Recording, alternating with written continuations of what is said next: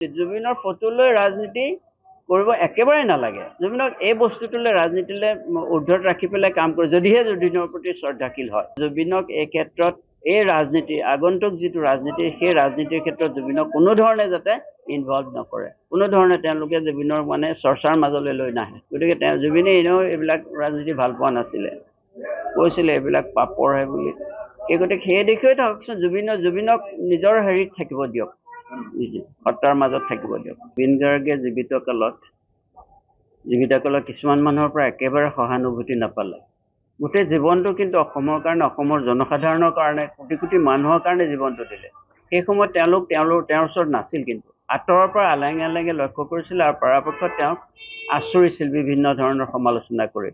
গতিকে এতিয়া ইলেকশ্যন যেতিয়া আহিলে, এই ৰাজনীতিৰ বতৰত তেওঁলোকে কি কৰিছে, জুবিনৰ নাম লৈ পেলাই একাংশ ভোটাৰক তেওঁলোকে সাধাৰণতে সেইটো এণ্টি গভৰ্ণমেণ্ট হেৰি এটা টুইষ্ট এটা দিবলৈ চেষ্টা কৰিছে, যিটো মই ভাবিছোঁ নিৰপেক্ষ ৰাজনীতিজ্ঞ বা নিৰপেক্ষ বুদ্ধিজীৱী বা প্ৰফেচৰ বা whatever he may be or she may be, এই ক্ষেত্ৰত সম্পূৰ্ণৰূপে তেওঁলোকে নিমাত থকা ভাল, নিৰপেক্ষই থাকক।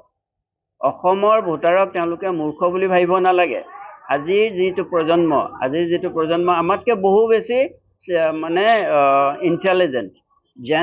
জেন আলফা এই জেনেৰেশ্যনকেইটা আমাতকৈ বেছি কথা এনালাইটিকেল তেওঁলোকৰ কেপাচিটি আছে। তেওঁলোকে নাভাবিব যে তেওঁলোকে জাতিটোৰ বিবেক বুলিবলৈ ভাবি পেলাই মস্ত তেওঁলোকে ভুল কৰিছে, মই ভাবিছোঁ। এই ক্ষেত্ৰত তেওঁলোক সদায় নিৰপেক্ষ ভূমিকা মনে মনে থাকক। গতিকে এতিয়া জুবিনৰ নাম লৈ এছাম ভোটাৰক তেওঁলোকে আকৰ্ষণ কৰিবলৈ চেষ্টা নকৰিবলৈ, অন্য এটা পথত পৰিচালিত কৰিবলৈ যাতে চেষ্টা নকৰে, মই সেইটো মই এটা অনুৰোধ জনাইছোঁ সেইসকললৈ, ব্যক্তিলৈ। এতিয়া বহুতে মই জুবিন ঢুকোৱাৰ পিছতে তেওঁলোকে বিভিন্ন ৰাইটাৰৰ হেৰি লৈ পেলাই তেওঁলোকে কালেকশ্যনো লৈছে, জুবিনৰ নামত কিতাপ উলিয়াইছে আৰু যথেষ্ট সংখ্যক বিক্ৰী হৈছে, অৰ্থনৈতিকভাৱে টনকিয়াল হৈছে। কিন্তু সেই দিশত জুবিনে একো নাপালে, সেই সন্মান নাপালে।